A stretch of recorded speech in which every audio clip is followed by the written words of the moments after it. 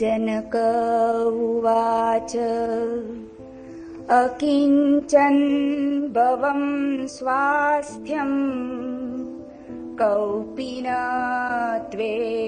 दुर्लभम् त्यागादाने विहायस्मात्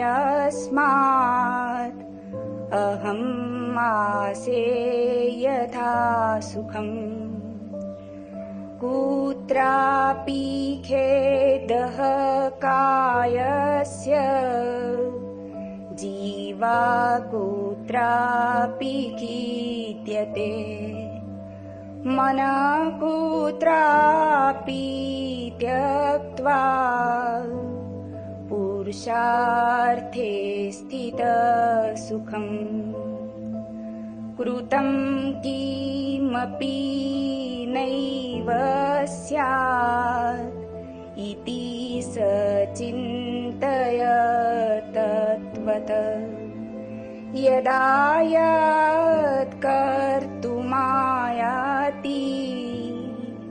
तत् कृत्वा से यथा सुखम् कर्मणैष्कर्म्यनिर्बन्ध भावादेहस्थयोगिनः संयोगायोगविरहात् अहम् आसे यथा सुखम् अर्थानर्थो न मे स्थित्या गत्या न शयनेन वा तिष्ठन् गच्छन् स्वप्नतस्मात्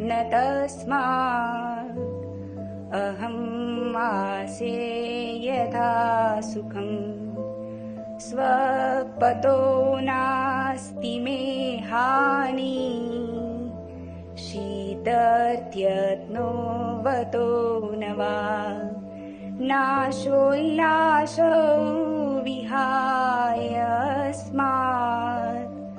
अहम् आसे यथा सुखम् सुखादिरूपा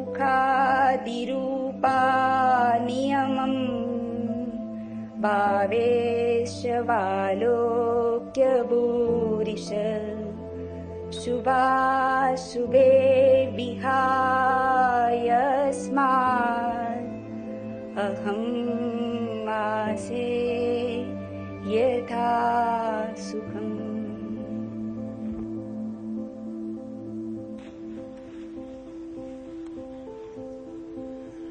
एक पुरानी यहूदी कथा है। सिकंदर विश्व विजय की यात्रा को निकला, अनेक देशों को जीतता हुआ एक पहाड़ी कबीले के पास आया। उसे भी सिकंदर ने जीतना चाहा। जब हमला किया तो चकित हुआ। कबीले के नग्न लोग बैंड बाजे लेकर उसका स्वागत करने आए थे। थोड़ा सकुचाया भी। उसका इरादा तो हमले का था। वहां तो कोई लड़ने को तैयार ही न था। उस कबीले के लोगों के पास अस्त्र शस्त्र थे ही नहीं। उन्होंने कभी अपने इतिहास में युद्ध जाना ही न था। वस्त्र भी उनके पास न थे, बड़े मकान भी उनके पास न थे, झोपड़े थे। उन झोपड़ों में कुछ भी न था, क्योंकि संग्रह की वृत्ति उन्होंने कभी पाली नहीं। जहां संग्रह है वहां हिंसा होगी, जहां संग्रह है वहां युद्ध भी होगा। जहां मालकियत है वहां प्रतिस्पर्धा भी है। वे सिकंदर को ले गए। सिकंदर सकुचाया, किम कर्तव्य विमूढ़। वो तो एक ही बात जानता था, लड़ना। वे अपने प्रधान के झोपड़े में ले गए। उसका बड़ा स्वागत किया गया फूल मालाओं से। फिर प्रधान ने उसके लिए भोजन बुलाया। सोने की थाली, सोने की ही रोटी, हीरे जवाहरात जड़े हुए बर्तन और हीरे जवाहरातों की ही सब्जी। सिकंदर ने कहा, तुम पागल हुए हो? सोने की रोटी कौन खाएगा? हीरे जवाहरातों की सब्जी? तुमने मुझे समझा क्या है? आदमी हूं। उस बूढ़े प्रधान ने कहा, हम तो सोचे कि आप अगर साधारण रोटी से ही तृप्त हो सकते हैं तो अपने देश में ही मिल जाती। इतनी दूर, इतनी यात्रा करके ना आना पड़ता, इतना संघर्ष, इतना युद्ध, इतनी हिंसा, इतनी मृत्यु, गेहूं की रोटी खाने को, साधारण सब्जी खाने को, ये तो तुम्हारे देश में ही मिल जाता। फिर क्या तुम पागल हुए हो? इसलिए हमने तो जैसे ही खबर सुनी कि तुम आ रहे हो, बमुश्किल इकट्ठा करके किसी तरह खदानों से सोना ये सब इंतजाम किया। एक बात वो बूढ़ा बोला, मुझे पूछनी है। फिर तुम्हारे देश में वर्षा होती, गेहूं की बालें पकती, घास उगता, सूरज चमकता, चांद तारे निकलते रात में? सिकंदर ने कहा, पागल हो तुम? क्यों ना निकलेगा सूरज, क्यों ना निकलेंगे चांद तारे? मेरा देश और देश जैसा ही देश है। वो बूढ़ा तो सिर हिलाने लगा। अब विश्वास, उसने कहा, मुझे भरोसा नहीं आता। तुम्हारे देश में पशु पक्षी हैं, जानवर हैं? सिकंदर ने कहा, निश्चित है। वो हंसने लगा। उसने कहा, तब मैं समझ गया, तुम जैसे आदमियों के लिए तो परमात्मा सूरज को निकालना कभी का बंद कर दिया होता, पशु पक्षियों के लिए निकालता होगा।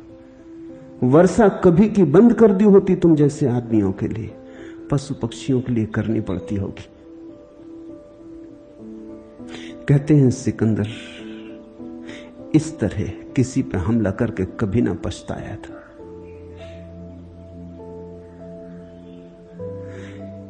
जीवन की किसी न किसी घड़ी में तुम्हें भी ऐसा ही लगेगा। क्या करोगे सोने का? खाओगे, पियोगे? क्या करोगे धन का? ओढ़ोगे, बिछाओगे? क्या करोगे प्रतिष्ठा का, सम्मान का, अहंकार का? कोई भी तो उपयोग नहीं है।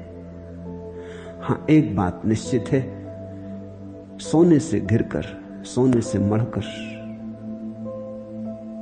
अहंकार में बंद होकर तुम पर परमात्मा का सूरज ना चमकेगा, तुम पर परमात्मा का चांद ना निकलेगा। तुम्हारी रातें अंधेरी हो जाएंगी, तारे विदा हो जाएंगे, तुम सूखे रेगिस्तान हो जाओगे। फिर उसके मेघ तुम्हारे ऊपर न गिरेंगे और वर्षा न होगी। तुम वंचित हो जाओगे इस भरे पूरे जगत में, जहां सब है। वहां तुम ठीकरे बीनते रह जाओगे। फिर तुम खूब दुखी होगे और सुख की आशाएं करोगे, सुख के सपने देखोगे और दुख भोगोगे। यही हुआ है। महत्वाकांक्षा ने प्राण ले लिए, और जब तक महत्वाकांक्षा न गिर जाए कोई व्यक्ति धार्मिक नहीं होता है। आज के सूत्र बड़े अनूठे हैं। ऐसे तो अष्टावक्र की इस गीता के सभी सूत्र अनूठे, पर कहीं कहीं तो आखिरी ऊंचाई छू लेते हैं सूत्र। उनके पार जाना जैसे फिर संभव नहीं। ऐसे ही सूत्र हैं। नहीं है कुछ भी ऐसे भाव से पैदा हुआ जो स्वास्थ्य है, वह कोपीन के धारण करने पर भी दुर्लभ है। इसलिए त्याग और ग्रहण दोनों को छोड़कर मैं सुखपूर्वक स्थित हूं। पहुंचने दो इसे तुम्हारे प्राणों के अंतरतम तक। अकिंचन भवम स्वास्थ्यम कोपिनत्वे अपि दुर्लभम। ऐसा जानकर कि नहीं कुछ भी है इस जगत में पाने योग्य, नहीं कुछ भी है इस जगत में मालिक बनने योग्य, नहीं कुछ भी है इस जगत में सिवाय सपनों के। ऐसा जानकर अकिंचन जो हो गया, अकिंचन का अर्थ होता है ना कुछ जो हो गया, ऐसा जानकर जिसने अपनी शून्यता को स्वीकार कर लिया। मैं हूं शून्य, और इस जगत में भरने का इस शून्य को कोई उपाय नहीं है, क्योंकि ये जगत है सपना। मैं हूं शून्य, जगत है सपना, सपने से शून्य को भरा नहीं जा सकता। ये शून्य तो तभी भरेगा जब परमात्मा इसमें आविष्ट हो, उतरे, पड़े उसके चरण, अन्यथा ये मंदिर खाली रहेगा। इस मंदिर में तो प्रभु ही विराजे तो भरेगा। तो तुम इस जगत की कितनी ही चीजों से भर लो स्वयं को, तुम धोखा ही दे रहे हो। अंततः तुम पाओगे किसी और को तुमने धोखा दिया, ऐसा नहीं, खुद ही धोखा खा गए, अपनी कुशलता से ही धोखा खा गए। ऐसा मुझे कहने दो, इस जगत में जो बहुत कुशल हैं अंत में पाते हैं कि अपनी ही कुशलता से मारे गए। इस जगत में सीधे सरल लोगों ने तो सत्य को कभी पा भी लिया है, लेकिन कुशल और चालाक लोग कभी नहीं पा सके। तुम्हारा पांडित्य ही तुम्हारा पाप है, और तुम्हारी समझदारी ही तुम्हारी फांसी बनेगी। अकिंचन भवम, जनक कहते हैं मैं ना कुछ हूं, और इसे भरने का इस जगत में कोई उपाय नहीं है। ऐसा मानकर मैं अपने नाकुछ होने से राजी हो गया हूं। यही क्रांति का द्वार है। जिस व्यक्ति ने समझ लिया कि बाहर कुछ भी नहीं है जो मुझे भर सके, मैं खाली हूं और खाली हूं और खाली हूं, तो अब इस खालीपन से राजी हो जाऊं। जैसे ही तुम राजी हुए कि एक महत् रूपांतरण होता, जैसे ही तुम राजी हुए, तुम शांत हुए, चित्त की दौड़ मिटी, स्पर्धा गई, अकिंचन भाव को तुम स्वीकार किए कि ठीक है, यही मेरा होना है, यही मेरा स्वभाव है, शून्यता मेरा स्वभाव है। अकिंचन भवम स्वास्थ्यम, तत्क्षण तुम्हारे जीवन में एक स्वास्थ्य की घटना घटती। स्वास्थ्य शब्द बड़ा महत्वपूर्ण है। इसका अर्थ होता है तुम स्वयं में स्थित हो जाते। स्व स्थित हो जाना स्वास्थ्य है। अभी तो तुम दौड़ रहे हो, तुम विचलित हो, च्युत हो। अस्वास्थ्य का अर्थ है जो अपने केंद्र पर नहीं, जो स्वयं में नहीं, जो इधर उधर भटका है। कोई धन के पीछे दौड़ा है, अस्वस्थ है, रुग्ण है। कोई पद के पीछे दौड़ा है, अस्वस्थ है, रुग्ण है। कोई किसी और चीज के पीछे दौड़ा है, लेकिन जो दौड़ रहा है किसी और के पीछे, वो अस्वस्थ रहेगा, क्योंकि दौड़ में तुम च्युत हो जाते अपने केंद्र से। जैसे ही दौड़ गई तुम अपने में ठहरे। लोग पूछते हैं स्वयं में कैसे जाएं। स्वयं में जाने में जरा भी कठिनाई नहीं है, इससे सरल कोई बात ही नहीं। स्वयं में जाना कठिन होगा भी कैसे, क्योंकि तुम स्वयं तो हो ही, स्वयं में तो तुम हो ही। इसलिए असली सवाल ये नहीं है कि हम स्वयं में कैसे जाएं, असली सवाल यही है कि हम पर से कैसे छूटे। छूटे नहीं कि पहुंचे नहीं, इधर पर पकड़ छोड़ी कि स्वयं में बैठ गए। यह सवाल नहीं है कि हम अपने में कैसे आए, इतना ही सवाल है कि हम जिन चीजों के पीछे दौड़ रहे हैं उनकी व्यर्थता कैसे देखें। हाय क्या जीवन यही था। एक बिजली की झलक में स्वप्न और रस रूप दिखा, हाथ फैले तो मुझे निज हाथ भी दिखता नहीं था। हाय क्या जीवन यही था। एक झोंके ने गगन के तारकों में जा बिठाया, मुट्ठियां खोली सिवा कुछ कंकड़ों के कुछ नहीं था। हाय क्या जीवन यही था। गीत से जगती न झूमी, चीख से दुनिया न घूमी। हाय लगते एक से अब गान और क्रंदन मुझे भी, छल गया जीवन मुझे भी। हाय क्या जीवन यही था। जिसे तुमने अब तक जीवन जाना है उसे खुली आंख से देख लो।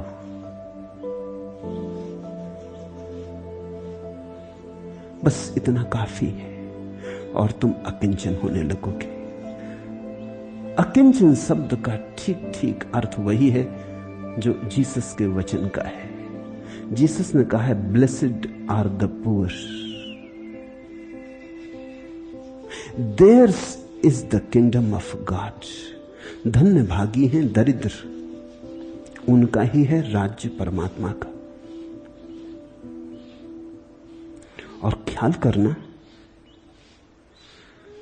जीसस ने यह नहीं कहा कि धन्य भागी हैं दरिद्र, उनका होगा राज्य परमात्मा का। नहीं, जीसस कहते हैं theirs is the kingdom of God, उनका ही है राज्य परमात्मा का। है ही इसी क्षण, हो गया। धन्य हैं दरिद्र, अकिंचन उसी दरिद्रता का नाम है। ऐसी दरिद्रता तो समृद्धि का द्वार बन जाती। ऐसी दरिद्रता कि एक बार उसे अंगीकार कर लिया तो फिर तुम कभी दरिद्र होते ही नहीं, क्योंकि फिर प्रभु का सारा राज्य तुम्हारा है। अकिंचन भवम, ऐसा जानकर कि मैं कुछ भी नहीं हूं, ऐसे भाव से कि कुछ भी नहीं है इस जगत में, एक स्वप्न है, एक स्वास्थ्य पैदा होता है, स्वयं में स्थिति बनती, भाग दौड़ जाती, आपाधापी मिटती, ज्वर छूटता, बीमारी मिटती, आदमी अपने घर लौट आता, अपने में ठहरता। ऐसा अपने में ठहर जाना ही जनक कहते हैं वास्तविक सन्यास है। कुछ सन्यासी के वस्त्र धारण कर लेने से थोड़ी ही कोई सन्यासी हो जाता है। कोपिन के धारण करने से ही तो कुछ नहीं हो जाता। सन्यास की दीक्षा लेने से ही तो नहीं कुछ हो जाता। सन्यास की दीक्षा शायद एक प्रतीक हो, एक शुभारंभ, शुभ मुहूर्त में एक संकल्प, पर सन्यास लेने से ही तो कुछ नहीं हो जाता। सन्यास लेके यात्रा समाप्त नहीं होती, शुरू होती। वो पहला कदम है, उसी पे जो अटक गए वो बुरी तरह भटक गए। वो तो तुम्हारी घोषणा थी। जिस दिन तुम सन्यासी होते हो उस दिन थोड़ी तुम सन्यासी हो जाते हो। उस दिन तुमने घोषणा की कि अब मैं सन्यासी होना चाहता हूं, अब मैं सन्यास के मार्ग पर चलना चाहता हूं। तुम्हारी घोषणा से तुम सन्यासी थोड़ी हो जाते हो। जो कोपीन धारण करने पर भी दुर्लभ है, वैसा परम सन्यास अकिंचन भाव के पैदा होते ही उपलब्ध हो जाता है। इसलिए त्याग और ग्रहण दोनों को छोड़कर मैं सुखपूर्वक स्थित हूं। त्यागा दाने विहाय अस्मात् अहम आसे यथा सुखम। इसलिए अब न पकड़ता हूं न छोड़ता हूं, न अब किसी चीज से मेरा लगाव है न मेरा विरोध है। अगर विरोध रहा तो लगाव जारी है। विरोध होता ही उनसे है जिनसे हमारा लगाव जारी रहता है। इसे समझना, क्योंकि ये बहुत आसान है लगाव को विरोध में बदल लेना। लगाव से मुक्त होना बड़ा कठिन, लगाव को विरोध में बदल लेना बड़ा सुगम। तुम धन के पीछे दौड़ते थे, बहुत दुख पाया, बहुत पीड़ा उठाई, कोई सुख न मिला, विफलता विफलता हाथ लगी, तुम रोष से भर गए, तुम धन के दुश्मन हो गए। तुम कहने लगे धन पाप है, छूंगा भी नहीं। लेकिन मन में अभी भी धन के प्रति कहीं ना कहीं किसी गहरे तल पर कोई आकर्षण है। धन की तुम बात अभी भी किए चले जाओगे। एक जैन मुनि के पास एक दफा मुझे ले जाया गया। उन्होंने एक भजन गाया। जो उनके पास बैठे थे सब धनी लोग थे। उनके सिर हिलने लगे, उनके भक्तों के। भजन था कि मुझे सम्राटों के स्वर्ण सिंहासनों में जरा भी रस नहीं, मुझे तो मेरी राह की धूल ही प्रिय है, मुझे तुम्हारे महलों में कोई रस नहीं, मुझे तो धूल भरी राह ही प्रिय है। ऐसे ही भाव थे। सिर हिले लोगों के, लोग बड़े मगन थे। भजन सुना के मुझे चुप देखकर उन्होंने पूछा, आपने कुछ कहा नहीं, आपको भजन पसंद नहीं पड़ा? मैंने कहा कि मैं जरा अड़चन में पड़ गया। अगर आपको सम्राटों के सिंहासनों में कोई रस नहीं है तो भजन लिखने का कष्ट क्यों उठाया? क्योंकि मैं सम्राटों से भी मिला हूं, उनमें से किसी ने भी मुझे ऐसा भजन नहीं सुनाया कि रहे आओ मस्त तुम अपनी धूल में, हमें तुम्हारी धूल से कोई न लगाव है न ईर्षा है। मैंने सम्राटों को सन्यासियों के साथ ईर्षा नहीं है ऐसा कोई गीत गाते नहीं सुना। सन्यासी ही सदा ये गीत गाते हैं, ये जरा सोचने जैसा है। होना तो उल्टा चाहिए कि सम्राट को ईर्षा पैदा हो सन्यासी से, अपने को समझाने को वो कहे कि नहीं मैं तो अपने महल में ही ठीक हूं, तुम रहो मजे में अपनी झोपड़ी में, रहो अकिंचन, मैं तो सम्राट ही ठीक हूं। लेकिन कोई सम्राट ऐसा कहता नहीं। सन्यासी सदियों से कहते रहे कि हमें तुम्हारे सिंहासन से कोई रस नहीं। रस नहीं है तो इतना श्रम क्यों उठाया? रस है, तुम अपने को समझा रहे, तुम अपने को ही जोर जोर से बोल के भरोसा दिला रहे। ऐसा होता ना, कभी अंधेरी रात में अकेले जा रहे तो जोर जोर से गाना गाने लगते, डर लगता है गाना गाने, हालांकि गाने से कुछ स्थिति बदलती नहीं, लेकिन खुद की ही आवाज सुन के हिम्मत आ जाती। लोग सीटी बजाने लगते, गली में से निकल रहे हैं, अंधेरा है, लोग सीटी बजाने लगते। अपनी ही सीटी की आवाज सुन के थोड़ी हिम्मत आ जाती, गर्मी आ जाती। कम से कम इतना तो हो जाता है कि हम कोई डरे हुए नहीं है, गाना गा रहे हैं। लेकिन ये गाना ही खबर देता है कि भय है। आपको जरूर महलों में रस रह गया, लगाओ बाकी। सिंहासन आपको दिखाई पड़ता है, अन्यथा सन्यासी को क्या चिंता है। सम्राट ईर्षालु हो ये समझ में आता है, और सम्राट अपने को समझाने के लिए इस तरह के गीत गाएं ये भी समझ में आता है। उनकी कुछ समझ में ना आया, वो बड़ी मुश्किल में पड़ गए। बात तो चोट कर गई। दूसरे दिन मुझे फिर बुलाया। जब दूसरे दिन मुझे बुलाया तो वहां कोई शिष्य ना था। मैंने पूछा शिष्यों की भीड़ क्या हुई? उन्होंने कहा कि आज मैं एकांत में बात करना चाहता हूं, उनके सामने बात नहीं हो सकती। आपने कैसे पहचाना? बात आपने पते की कही, मुझे रस है। आपने मेरे घाव को छू दिया,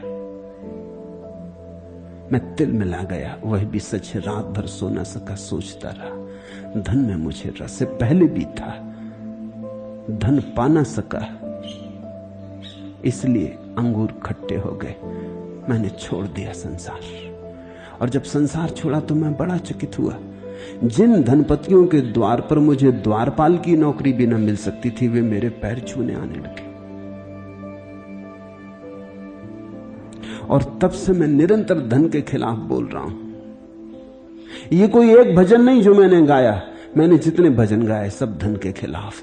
आपने बात पकड़ ली, बड़ी कृपा कि आपने संकोच न किया, शिष्टाचार का ख्याल न किया और मेरे घाव को उघाड़ दिया। अब मैं क्या करूं? ऐसी स्थिति में मैंने बहुत सन्यासियों को देखा है। कोई स्त्री से भाग गए हैं तो स्त्री की निंदा में लगे, तब से उन्होंने स्त्री का पीछा नहीं छोड़ा। स्त्री की निंदा चल रही, पहले प्रशंसा चलती थी, फिर निंदा चल रही। पहले सौंदर्य शतक चलता था, वैराग्य शतक चल रहा, लेकिन शतक का आधार स्त्री है। पहले उसके सौंदर्य के नक्शिक का वर्णन था, अब उसके शरीर में भरे मलमूत्र का वर्णन चल रहा है, लेकिन बात वहीं अटकी। ध्यान रखना, जो स्त्री के नक्शिक का वर्णन कर रहा है कि आंखें कजरारी, कि आंखें मीन जैसी सुंदर, कि चेहरा गुलाब, कि कपोल गुलाब की पखरियों जैसे कोमल, इसमें और जो कह रहा है कि भला भरा है मलमूत्र, गंदगी, हड्डी, मांस, मज्जा, मवाद, खून, जो इसकी चर्चा कर रहा है, इन दोनों में बहुत भेद नहीं। ये एक दूसरे की तरफ पीठ किए खड़े हैं जरूर, मगर इन दोनों का रस स्त्री में उलझा है। इन दोनों से सावधान रहना। दोनों में से कोई भी संन्यास्त नहीं, दोनों संसारी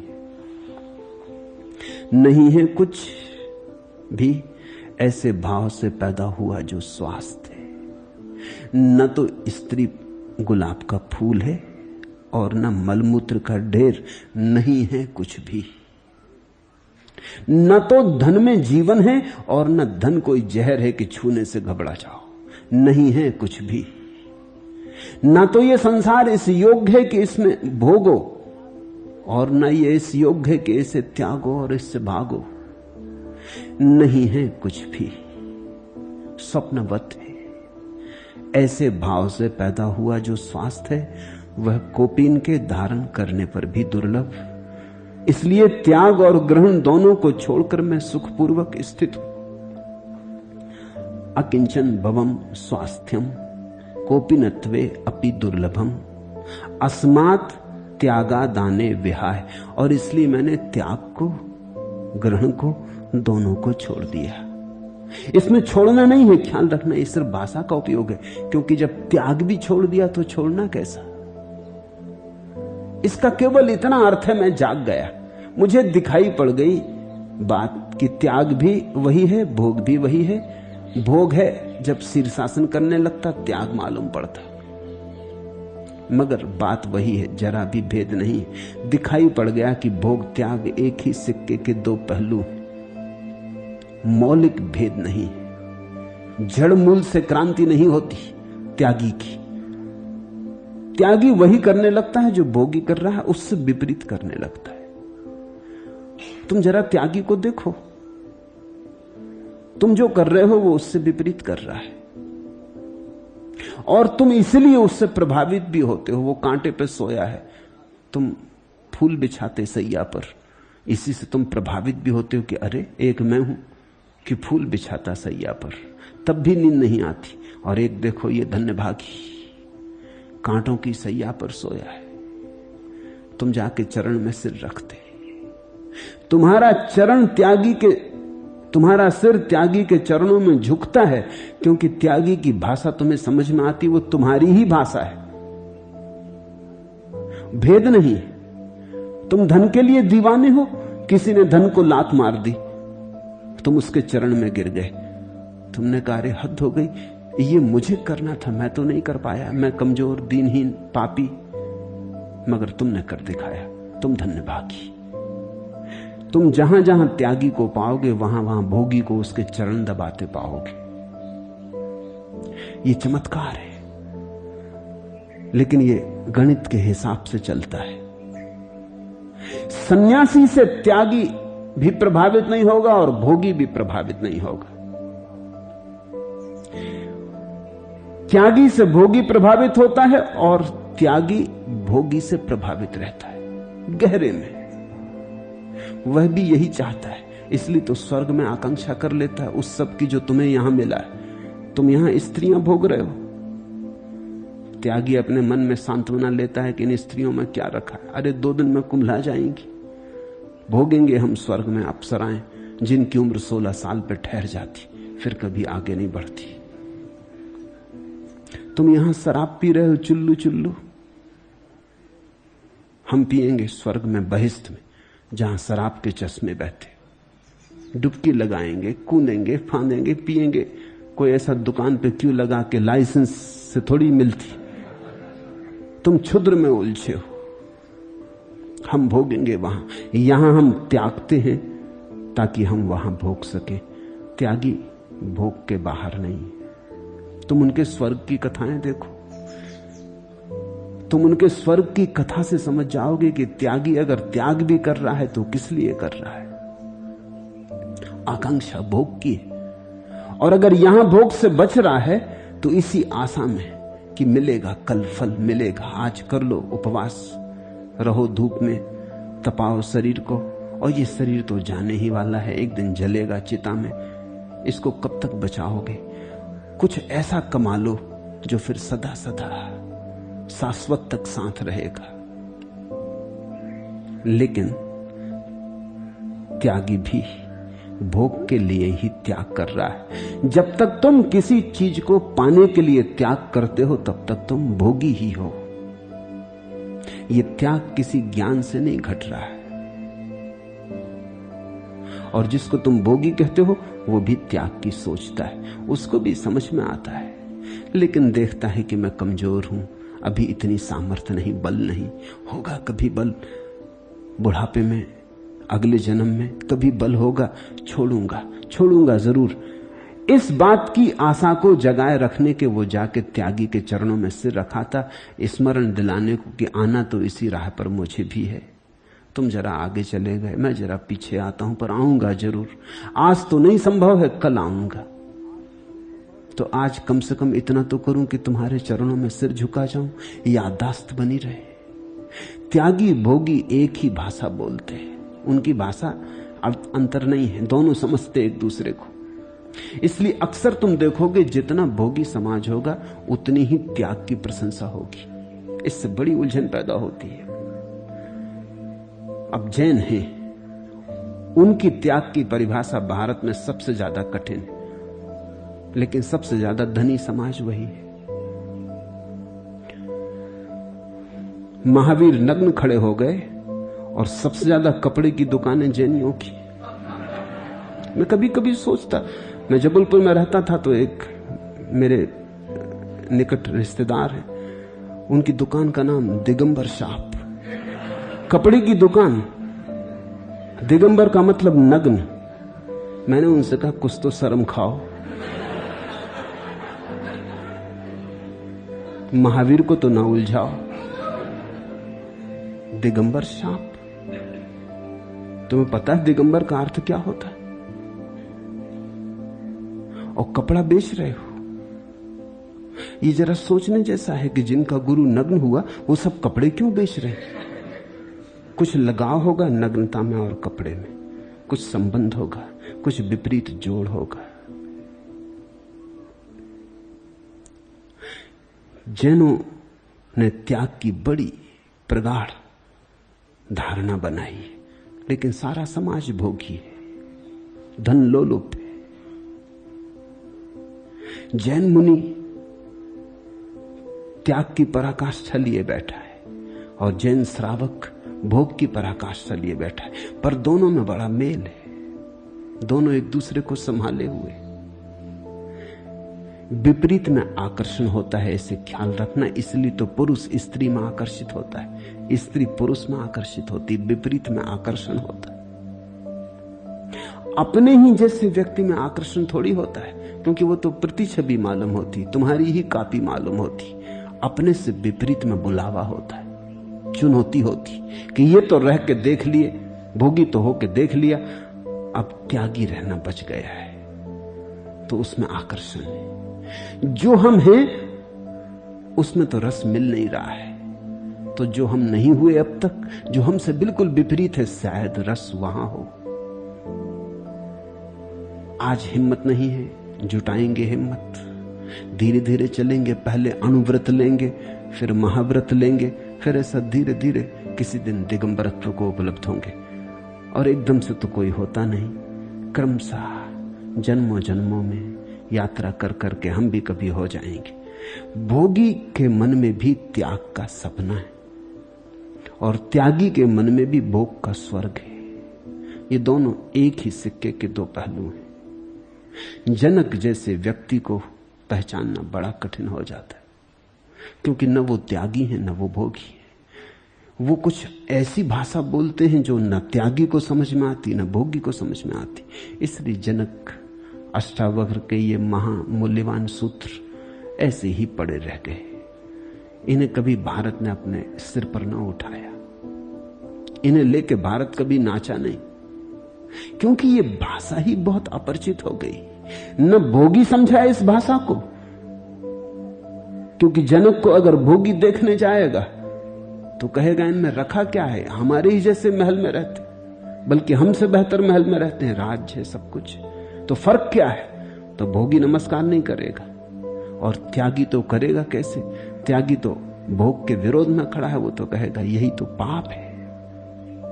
जनक को कौन समझेगा? ऐसा उल्लेख है कि कबीर का एक बेटा था कमाल।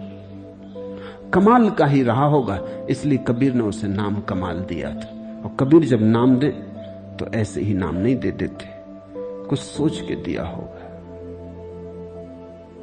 लेकिन कमाल के संबंध में और शिष्यों को बड़ी ईर्ष्या थी। एक तो वो कबीर का बेटा था, तो उसकी प्रतिष्ठा थी, इसलिए शिष्यों को ईर्ष्या भी थी, और ये डर भी था कि कहीं आखिर में वही उत्तराधिकारी ना हो जाए।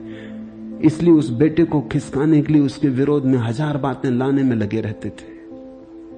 आखिर कबीर ने कहा कि ठीक, शिकायत क्या है तुम्हारी? तो उन्होंने कहा कि आप, और इसमें बड़ा फर्क है, ये आपसे बिल्कुल विपरीत है।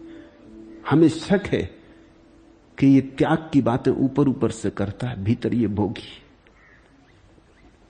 इसे आप अलग कर दें, इसके कारण आपकी बदनामी होती। देखें, कल ही एक धनपति आपको 1000 मुद्राएं भेंट करने आया था, आपने तो इनकार कर दिया। ये बाहर बैठा था दरवाजे पर, इसने पूछा, अरे क्या लिए जाते हो? तो उस धनपति ने कहा कि भेंट करने आया था कबीर को, वो तो लेते नहीं। तो कमाल ने क्या कहा? कमाल ने कहा कि यहां तक बोझ ढोया, फिर वापस घर बोझ ढो के ले जाएगा, डाल दे यहीं। तो शिष्यों ने कहा कि ये तो बेईमानी है, चालबाजी है। कबीर तो समझते होंगे, उन्होंने कहा कि ठीक, तो कमाल को अलग कर देते। कमाल का झोपड़ा अलग कर दिया गया। काशी नरेश कभी कभी आते थे कबीर के पास। उन्होंने देखा कमाल दिखाई नहीं पड़ता है, उन्हें कमाल में रुचि था, रस था। पूछा, कमाल दिखाई नहीं पड़ता? कबीर ने कहा कि शिष्य उसके बड़े पीछे पड़े थे, अलग कर दिया, पास के झोपड़े में। कारण पूछा तो कारण बताया। तो सम्राट गया, उसने अपनी जेब से बहुमूल्य हीरा निकाला और कहा कि आपको भेंट करने आया हूं। कमाल से कहा। कमाल ने कहा, लाए भी तो पत्थर, खाएंगे कि पिएंगे इसको, इसका करेंगे क्या? ये सुनकर सम्राट ने मन में सोचा कि अरे, और लोग कहते हैं कि भोगी, और ये तो इससे और महात्यागी क्या होगा, इतना बहुमूल्य हीरा। शायद भारत में उस जैसा दूसरा हीरा ना हो उस समय। तो जेब में रखने लगे। तो कमाल ने कहा, अब ले आए, अब कहां वापस ले जाते, पत्थर ही है, डाल दो यहीं। तब जरा सम्राट को भी शक हुआ, तो उसने पूछा, कहां डाल दूं? तो कमाल ने कहा, अगर पूछते हो कहां डाल दो तो फिर ले ही जाओ, क्योंकि फिर तुमने इसे पत्थर नहीं समझा, इसका मूल्य है तुम्हारे मन। अरे कहीं भी डाल दो, पत्थर ही है। लेकिन सम्राट कैसे मान ले कि पत्थर ही है तो बहुमूल्य हीरा। तो कहा, यहां झोपड़े में खोस जाता हूं। वो भी परीक्षा के लिए, सनोलियों की छप्पर थी, उसमें खोस गया। सोचा कि मेरे जाते ही कमाल उसे निकाल लेगा। 8 दिन बाद वापस आया, पूछा कमाल से कि मैं एक हीरा लाया था। कमाल ने कहा कि हीरा होते ही नहीं, लाओगे कहां से, सब पत्थर हैं। सम्राट ने कहा, चलो पत्थर सही, मैं यहां लगा गया था झोपड़े में, उसका क्या हुआ? कमाल ने कहा, अगर किसी ने ना निकाला हो तो वहीं होगा, तुम देख लो, वो हीरा वहीं खोसा था। अब कमाल को समझना मुश्किल हो जाएगा। न तो भोगी इसे समझ पाएगा, न त्यागी इसे समझ पाएगा। ये परम अवस्था है। कबीर ने ठीक ही कहा कि इसका नाम कमाल है। लेकिन शिष्यों ने बड़े अर्थ लगाए। उन्होंने तो इसका यह अर्थ निकाला कि कमाल का तिरस्कार कर दिया। कबीर का एक वचन है, बूढ़ा बंस कबीर का उपजा पूत कमाल। तो शिष्य कहते हैं कि कमाल की निंदा में है ये वचन। कबीरपंथी कहते हैं निंदा में है, कि इस कमाल के पैदा होने से मेरा वंश नष्ट हो गया। बूढ़ा वंश कबीर का उपजा पूत कमाल, और यह कहा गया है बड़ी प्रशंसा में। वंश तो तभी समाप्त होता है जब कोई कमाल जैसा बेटा पैदा हो, नहीं तो श्रृंखला जारी रहती। फिर कमाल का कोई बेटा नहीं पैदा हुआ इसलिए वंश उजड़ गया। जीसस का कोई बेटा पैदा नहीं हुआ। बाइबल में कहानी है कि आदम और हव्वा को ईश्वर ने बनाया, फिर उनका फलां बेटा हुआ, फिर फलां बेटा हुआ, फिर फलां बेटा हुआ, ऐसी चलती वंशावली। फिर मरियम और जोसेफ को जीसस पैदा हुआ और फिर और कोई नहीं। जीसस पे आकर सब बात रुक गई। बूढ़ा वंश कबीर का, उपजा पूत कमाल।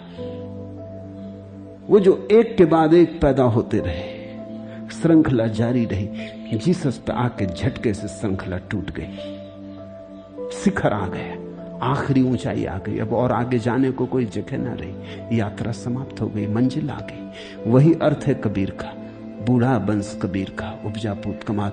किसी बड़े अहोभाव में कहा है, लेकिन शिष्यों ने उसका मतलब पकड़ा कि कबीर ने नाराजगी में कहा। नाराजगी में तो कबीर कह नहीं सकते। कमाल को अगर कबीर न समझेंगे तो और कौन समझेगा? उन्हीं का बेटा था, उनसे भी 2 कदम आगे गया।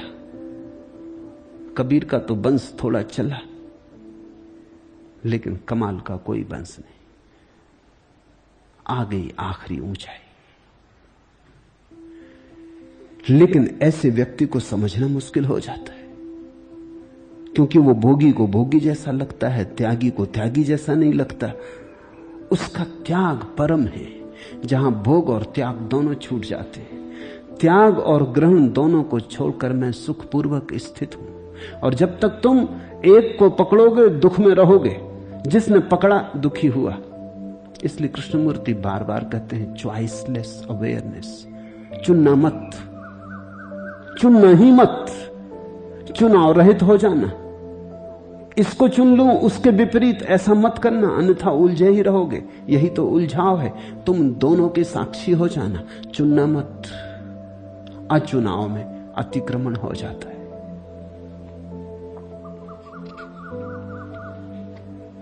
कहीं तो शरीर का दुख है, कहीं वाणी दुखी है और कहीं मन दुखी होता है। इसलिए तीनों को त्याग कर मैं पुरुषार्थ में, आत्मानंद में सुखपूर्वक स्थित हूं। कुत्रापि खेदा कायस्य जिह्वा कुत्रापि खिद्यते मनः कुत्रापि तत्यक्त्वा पुरुषार्थे स्थिति सुखम। कुत्र अपि कायस्य खेदा। दुख है शरीर के, 1000 दुख है। शरीर में सब बीमारियां छिपी पड़ी हैं। समय पाकर कोई बीमारी प्रकट हो जाती, लेकिन पड़ी तो होती है भीतर। सब बीमारियां लेकर हम पैदा हुए। शरीर को तो व्याधि कहा है ज्ञानियों ने। सब व्याधियों का जड़ वहां है, क्योंकि शरीर पहली व्याधि है। इसे समझना, शरीर में होना ही व्याधि में होना है। शरीर में होना उपाधि में होना है। उलझ गए, फिर और उलझने तो अपने आप आती चली जाती। तो शरीर का दुख है, कहीं कोई दुखी है बीमारी से, कहीं कोई दुखी है बुढ़ापे से, कहीं कोई दुखी है कि कुरूप है। और मजा यह है कि जो स्वस्थ हैं वो सुखी नहीं, जो सुंदर हैं वो भी सुखी नहीं। तो ऐसा लगता है कि शरीर के साथ सुख संभव ही नहीं। बीमार दुखी है समझ में आता, लेकिन स्वस्थ क्या कर रहा, वो भी कोई सुखी नहीं दिखाई पड़ता। तुमने कभी ख्याल किया, जब तुम बीमार होते हो तब तुम और ज्यादा दुखी हो जाते हो बस। जब तुम स्वस्थ होते हो तब तुम उतने दुखी नहीं होते, लेकिन होते तो दुखी ही हो।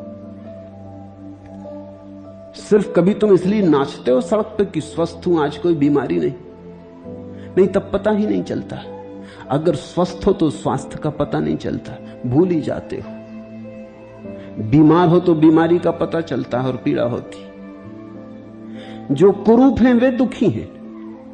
प्रतिपल उनको एक ही अड़चन लगी है कि कुरूप है। साजते संवारते हैं फिर भी संभलता नहीं। जो सुंदर हैं उनसे पूछो, वे कुछ सुखी हो ऐसा मालूम पड़ता है।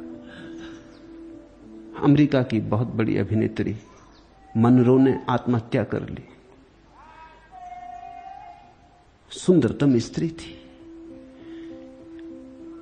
प्रेसिडेंट कैनेडी भी उसके लिए दीवाने थे। बड़े बड़े प्रेमी थे उसके। अमेरिका में शायद ही कोई धनपति हो जो उसके लिए दीवाना न था। वो जिसको चाहती उसको पा सकती थी, जो चाहती पा सकती थी। आत्महत्या कर ली। हुआ क्या? सुखी ना थी। सुंदर होने से कोई सुखी नहीं होता, असुंदर होने से दुखी जरूर होता है। इस जीवन में कुछ ऐसा मालूम पड़ता है कि शरीर के साथ सुखी होना संभव ही नहीं। शरीर के साथ सुख का कोई संबंध नहीं। कहीं तो शरीर का दुख है, कहीं वाणी दुखी है। कोई इसलिए दुखी है कि उसके पास बुद्धि नहीं, विचार नहीं, वाणी नहीं। और जिनके पास बुद्धि है, वाणी है, विचार है, उनसे पूछो, उनमें से अनेक आत्महत्या कर लेते हैं, पागल हो जाते। पश्चिम में जितने बड़े विचारक पिछले 50 वर्षों में हुए, उनमें से करीब करीब आधे पागल हुए। बड़े बुद्धिमान थे। नीत्शे, प्रगाढ़ प्रतिभा थी वाणी की। सदियों में कभी नीत्शे जैसी वाणी और विचार की क्षमता किसी को मिलती। नीत्शे की कोई किताब पढ़ें, 10 स्पेग झरथुस्त्रा पढ़ें, तो ऐसा लगता है कोई प्रॉफिट, कोई पैगंबर, कोई तीर्थंकर बोल रहा है। लेकिन पागल होके मरा नीत्शे और जीवन भर दुखी रहा। मामला क्या था? जिनके पास वाणी नहीं है वो गूंगे हैं, और जिनके पास वाणी है वो विक्षिप्त हो जाते। जिनके पास विचार नहीं वो दीनहीन, वो तड़फते कि काश हमारे पास बुद्धि होती। जिनके पास है वे बुद्धि का क्या करते? खुद के लिए और झंझटें खड़ी कर लेते, हजार उलझने खड़ी कर लेते हैं, चिंताओं का जाल, संताप का जाल फैला लेते। कहीं वाणी दुखी है, कहीं मन दुखी है।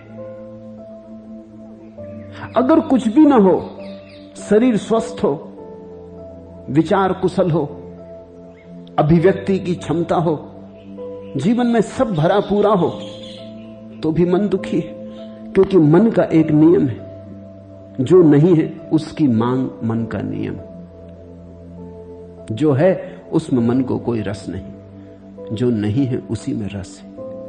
अभाव में रस है तो मन तो दुखी रहेगा ही। मन को सुखी करने का उपाय कोई नहीं कर पाया, इसलिए तो ज्ञानी मन के बाहर होने के उपाय करने लगे। समझदार मन के बाहर हो गए, क्योंकि उन्होंने देख लिया मन का स्वभाव ही सुखी होना नहीं। जनक कहते हैं बड़े अद्भुत दुख है, शरीर के, वाणी के, मन के। इसलिए मैं तीनों को त्याग कर, अपने में डूब कर वहां खड़ा हो गया हूं, न जहां मैं वाणी हूं, न शरीर, न मन। उस साक्षी भाव में सुखपूर्वक स्थित हूं।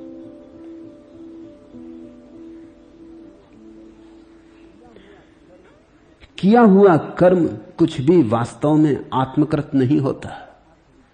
ऐसा यथार्थ विचार कर, मैं जब जो कुछ कर्म करने को आ पड़ता है उसको करके सुखपूर्वक स्थित हूं।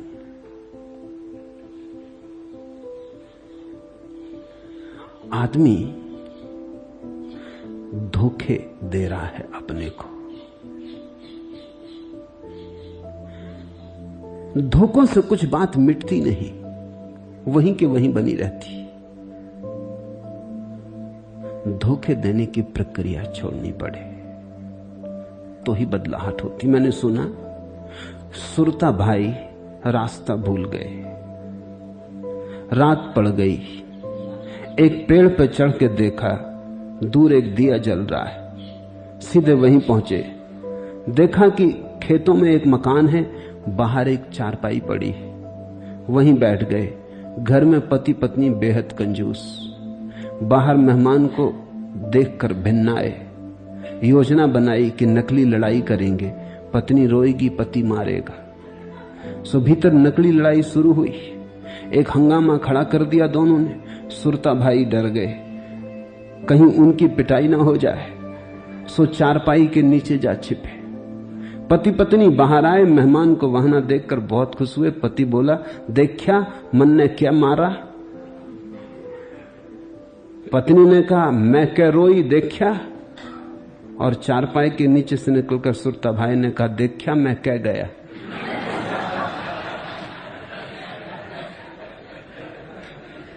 कुछ फर्क नहीं पड़ता, धोखाधड़ी में चीजें वहीं के वहीं रहती।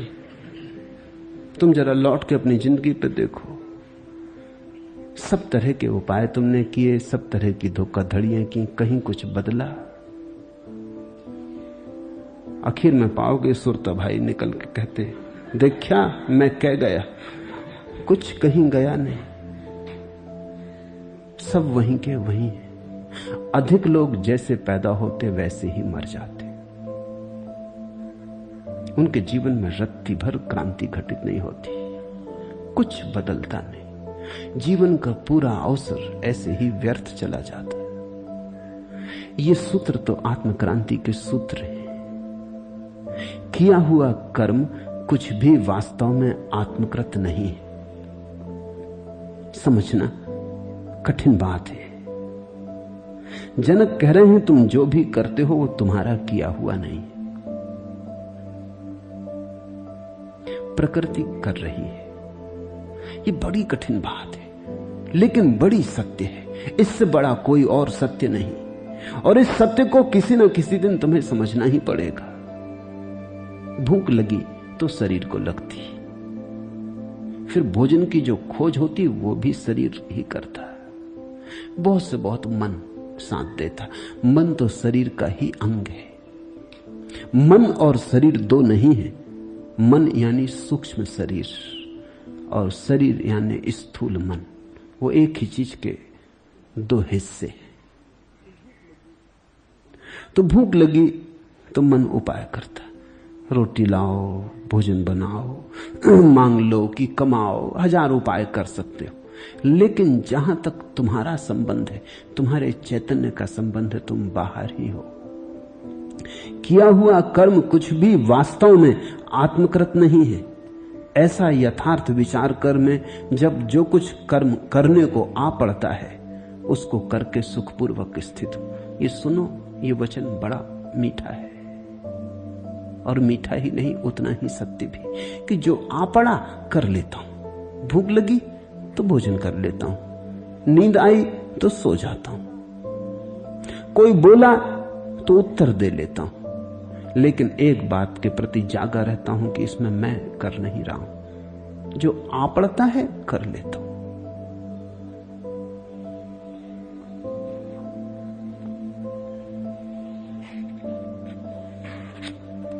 लौटती है लहर सागर को अगम, गंभीर क्षण है शांति रखो, मौन धारो, और जो होना यही है हो। क्योंकि सारा भूत ही इसकी गवाही है कि जो होना हुआ है वही होकर रहा है। हुई की लंबी पुरानी आदिहीन कथा व्यथा है, लिखी सुधियों में संजोई, जान या अनजान, भूली या भुलाई। लौटती है लहर सागर को अगम, शांति रखो, मौन धारो, और जो होना यही है हो। क्योंकि सारा भूत ही इसकी गवाही है कि जो होना हुआ है वही होकर रहा है। पीछे लौट कर देखो, जरा अपने जीवन की कहानी के पन्ने पलटो, जरा अतीत में खोजबीन करो, खोदो, तुम पाओगे जो होना है वही होकर रहा है। तुम नाहक ही बीच में परेशान हो लिए, तुम्हारे बिना भी होकर रहता। तुम इतने परेशान ना होते तो भी होकर रहता। हार हुई, तुम परेशान ना होते तो भी हो जाती। होनी थी तो हो जाती। तुम परेशानी बचा सकते थे, हार नहीं बदल सकते थे।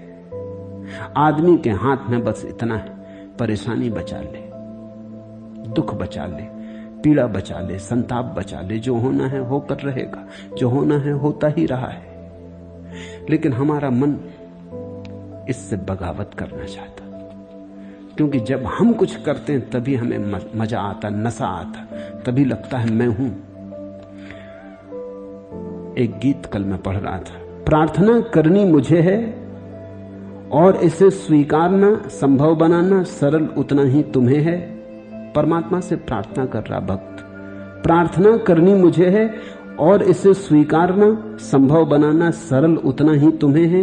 यही कि तुम जिस ओर आओ चलूं मैं भी, यह कि तुम जो राह थामो रहूं थामे हुए मैं भी। यह कि कदमों से तुम्हारे कदम अपना मैं मिलाए रहूं, यह कि तुम खींचो जिधर को खींचूं, जिससे तुम मुझे चाहो बचाना बचूं, यानी कुछ न देखूं, कुछ न सोचूं, कुछ न अपने से करूं, मुझसे यह न होगा। छूटने को विलग जाने, ठोकरें खाने, लुढ़कने गरज, अपने आप करने के लिए कुछ विकल्प चंचल आज मेरी चाह। प्रार्थना भी आदमी करता है कि हे प्रभु, तू जैसा कराए वैसा ही हम करें, तेरी जैसी मर्जी वही पूरी हो। कहते हैं लोग उसकी मर्जी के बिना पत्ता भी नहीं हिलता, लेकिन फिर भी कहीं भीतर अहंकार घोषणा करता है मुझसे न होगा। छूटने को विलग जाने, ठोकरें खाने, लुढ़कने गरज, अपने आप करने के लिए कुछ विकल चंचल आज मेरी चाह। अहंकार निरंतर कोशिश करता है कुछ अपने से करके दिखा दूं, करता होके दिखा दूं। ये करता होने की चाह समस्त नरक का आधार है, स्रोत है। तुम कितना ही करो, जो होना है वही होता है। कभी सफलता होती जरूर, कभी असफलता भी होती जरूर, लेकिन संयोग वसात न तो तुम सफलता अपने हाथ से ला सकते हो और न तुम विफलता अपने हाथ से ला सकते हो। तुम्हारी लाख चेष्टा करने पर भी कभी तुम विफल हो जाते हो और कभी निश्चेष्ट पड़े रहने पर भी सफल हो जाते हो। कभी इस पे तुमने देखा? मैं विश्वविद्यालय में एमए का विद्यार्थी था। मेरे जो प्रोफेसर थे, अब तो चल बसे, अभी अभी कुछ वर्ष पहले चल बसे, उनका मुझ पर बड़ा लगाव था और वो कहते तुम जरा मेहनत करो तो गोल्ड मेडल तुम्हारा है, तुम घंटा भर भी दे दो पढ़ने को तो गोल्ड मेडल तुम्हारा है। मैं उनसे कहता मिलना होगा तो मिलके रहेगा। उनको ये बात जचती ना, वो कहते ऐसे कैसे मिलके रहेगा, तुम कुछ करोगे तो ही मिलेगा, कुछ ना करोगे तो कैसे मिलेगा। परीक्षा के 3 महीने पहले उन्होंने मुझसे कहा तो अब इसकी परीक्षा हो ले तो तुम मेरे घर आ जाओ और मेरे घर ही रहो ताकि मैं देखूं तुम कुछ करते हो या नहीं। 3 महीने में उनके घर रहा। मैंने सब किताबें वगैरह बांध के रख दी। वो थोड़े डरे भी। 5-7 दिन बाद मुझसे बोले कि छोड़ो, इस झंझट में क्या रखा है, ये जिद ठीक नहीं, इसमें कहीं ऐसा ना हो कि तुम नाहक खो बैठो। मैंने कहा खोना है तो खोएंगे, पाना है तो पाएंगे, मगर अब इसको बदलेंगे नहीं, अब ये किताबें मैं खोलने वाला नहीं। महीना बीतते बीतते तो वो बहुत घबराने लगे। वो कहने लगे मुझे क्षमा करो, मैं अपनी बात वापस लेता हूं, लेकिन तुम पढ़ो लिखो। मैंने कहा आपके बात लेने न लेने का कोई सवाल नहीं है, वैसे भी मैं पढ़ने वाला नहीं था, कोई आप के वजह से नहीं पढ़ रहा हूं ये सवाल नहीं है। जो मुझे करना था वही करने वाला था और जो होना है होगा। परीक्षा जब बिल्कुल करीब आ गई तो वो तो इतने घबराने लगे कि मुझसे बोले कि ऐसा करो, मैं तुम्हें बता देता हूं कि क्या क्या आ रहा है, कम से कम उतना। मैंने अपने जीवन में ऐसा कभी नहीं किया, लेकिन तुम पे मुझे दया आती और हैरानी होती कि तुम पागल तो नहीं हो। क्योंकि मैं पड़ा रहता घास पर उनके लान में, सोया रहता धूप में या वृक्षों की छाया में। 3 महीने मैंने किताब छुई नहीं। मैंने कहा कि नहीं, आप बताओ भी तो भी कोई सार नहीं, क्योंकि मैं किताब उठाने वाला नहीं। मैं बिना किताब छुए परीक्षा में आ रहा हूं। आखिरी दिन तो रात उनसे न रहा गया। मैं कमरे में सोया था, कोई 11 बजे रात उन्होंने खटका दिया और कहा कि सुनो ये रहा पेपर। अब मैंने कहा कि देखो आप अपने हाथ से सब खराब किए ले रहे हो। अब 3 महीने गुजर गए, अब रात बची है, कल सुबह में जो होगा होगा। और इस पेपर का मैं करूंगा भी क्या, ये जान भी लूं कि क्या आ रहा है, तो सुबह मैं जान ही लूंगा। इसमें क्या ऐसी जल्दी है? पढ़ने वाला मैं नहीं हूं तो अभी जान लूं कि सुबह जान लूं, फर्क क्या पड़ेगा? बीच में मैं पढ़ने वाला नहीं हूं। और जब मुझे गोल्ड मेडल मिला तो उनकी हालत देखने जैसी थी। वो नाचने लगे खुशी में। उन्होंने कहा कि हद हो गई।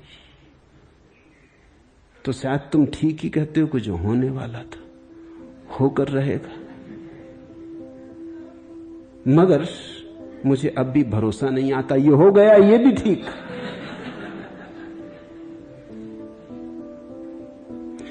फिर वर्ष बीत गए। जब भी वो मुझे मिलते वो कहते, कहो बताओ तो किया कैसे? इसके पीछे राज क्या था? मैं उनको कहता, आपके घर रहा, 3 महीने आप जानते हैं, 24 घंटे आपकी आंख के सामने रहा, किताबें मैंने बंद करके चाबी आपको दे दी थी। किताबें कभी फिर आपके घर से मैं दोबारा लेने गया भी नहीं, वो अब भी आपके पास पड़ी। फिर मैंने उन्हें उठा के देखा भी नहीं। मैंने भी एक प्रयोग किया, मैंने भी एक दांव खेला कि जो होना होगा होगा, मगर उन्हें भरोसा ना आया। आप भी बहुत बार बिना कुछ किए सफल हो जाएंगे तो भी भरोसा ना आएगा, तो भी ऐसा लगेगा संयोग होगा, हो गया होगा, संयोग वसात। लेकिन जीवन का सत्य यही है, जो होना है वही हो रहा है, जो होता है वही होता है। ऐसे सत्य को जानकर अगर पीछे सरक गए तो तुम्हारे जीवन में शांति के मेघ बरस जाएंगे। फिर अशांति कैसी? फिर सुख ही सुख है। किया हुआ कर्म कुछ भी वास्तव में आत्मकृत नहीं है, ऐसा यथार्थ विचार कर मैं जब जो कुछ कर्म करने को आ पड़ता है उसको करके सुखपूर्वक स्थित हूं। जो करने को आ पड़ता है, आ ही गया द्वार तो ठीक, निपटा लेता हूं। बाकी न करने में कोई रस है, न करने का कोई आग्रह। कृतं किमपि नैव स्यादिति संचित्य तत्वतः यदा यत् कर्तुमायाति तत्कृत्वा असे यथा सुखम। कृतं किमपि एव न आत्मकृतं स्यात्। नहीं, अपने किए कुछ नहीं होता, अपना किया कुछ भी नहीं। सब किए पर परमात्मा के हस्ताक्षर है। तुम अपने हस्ताक्षर हटा लो और तुमने नरक बनाना बंद कर दिया। तुम अपने हस्ताक्षर बड़े करते जाओ और तुम्हारा नरक उतना ही बड़ा होता चला जाएगा। इति तत्वतः संचिन्त्य, ऐसा जानकर, ऐसा अनुभव करके, ऐसे तत्व का साक्षात करके, यदा यत् कर्तुम आयाति तत्कृत्य, जो आ गया, जो सामने पड़ गया, आयाति तत्कृत्वा, उसे कर लेते हैं। इनकार भी नहीं है, आलस्य भी नहीं है, करने की कोई दौड़ भी नहीं, करने का कोई पागलपन भी नहीं। ना तमस है ना राजस है, वही सत्व का उदय है। तमस का अर्थ होता है आलस्य, पड़े हैं। आग लग गई घर में तो भी पड़े। रजस का अर्थ होता है घर में अभी आग नहीं लगी, इंश्योरेंस कराने गए हैं, कुआं खोद रहे हैं, इंतजाम कर रहे हैं, क्योंकि आग जब लगेगी तब थोड़ी इंतजाम कर पाओगे। सारा इंतजाम कर रहे हैं, आग लगे या ना लगे इंतजाम में मरे जा रहे हैं। मकान तो बच जाएगा, इंतजाम करने वाला मर जाएगा इंतजाम करने में। सत्व का अर्थ है न रजस न तमस, दोनों का जहां संतुलन हो गया। घर में आग लग गई तो निकलेंगे, पानी भी लाएंगे, बुझाएंगे भी, जो आ पड़ा कर लेंगे, लेकिन उसके लिए कोई चिंतना, आयोजना, कल्पना कुछ भी नहीं। जो वर्तमान दिखाएगा, करवाएगा, कर लेंगे। यथा सुखम आसे, इसलिए सुखपूर्वक स्थित हूं।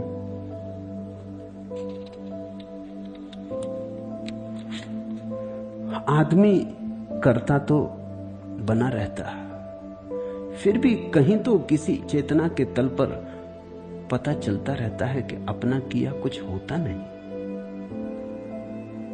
कितनी चेष्टा तुम करते हो सफल होने की और असफलता हाथ लग जाती, और कभी कभी अनायास छप्पड़ फोड़ के धन बरस जाता। मैंने सुना है कि यहूदी कथा है कि एक सम्राट ऐसा ही भरोसा करता था कि जो होना होता। गांव में एक भिखमंगा था, बस एक ही भिखमंगा था, पूरा राजधानी धन संपन्न थी, अंधा था भिखमंगा, नहीं कि आंख से अंधा था, बस कुछ ऐसा अंधापन था कि जो भी करता गलत हो जाता, कि गलत ही चुनता, कि गलत दिशा में ही जाता। जब सारे लोग बाजार में बेच रहे होते तब वो खरीदता,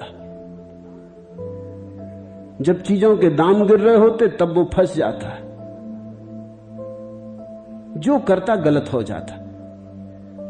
वजीरों को उस पर दया आई, उन्होंने सम्राट से कहा, गांव पूरा धनी, ये एक आदमी बेचारा उलझन में पड़ा रहता, इसका कुछ भाग्य विपरीत, इसकी बुद्धि उल्टी, जब सारी दुनिया कुछ कर रही वो ना करेगा, जब सब सफल हो रहे हैं, धन कमा रहे हैं, तब ना कमाएगा, जब सारे लोग फसल बो रहे हैं तब वो बैठा रहेगा, जब मौसम है बीज डालने का तब बीज न डालेगा, जब मौसम चला जाएगा तब बीज डालेगा, बीज भी सड़ जाते, वो फिर पैदा नहीं होते, फसल तो आती नहीं, हाथ का भी चला जाता, इस पे कुछ दया करे। सम्राट ने कहा, दया करने से कुछ भी ना होगा, लेकिन तुम कहते हो तो एक प्रयोग करे।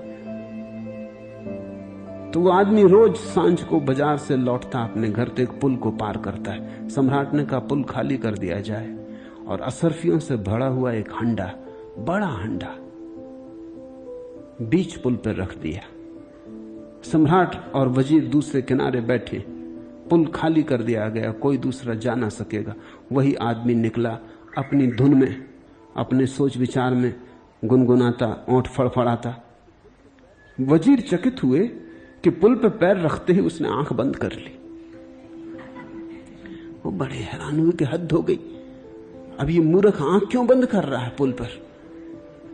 लेकिन वो आंख बंद करके और टटोल टटोल के पार हो गया और घड़े को वहीं छोड़ गया, क्योंकि अंधे को अब घड़ा क्या दिखाई पड़ता। जब वो उस तरफ पहुंच गया तो सम्राट ने कहा, देखो। उसे पकड़ा, उससे पूछा कि महापुरुष आंख क्यों बंद की। उसने कहा कि कई दिन से मेरे मन में ये ख्याल था कि एक दफा आंख बंद करके पुल पार करें। आज खाली देख के कि पुल पे कोई भी नहीं है, मैंने सोचा कर लो, ये मौका फिर न मिलेगा।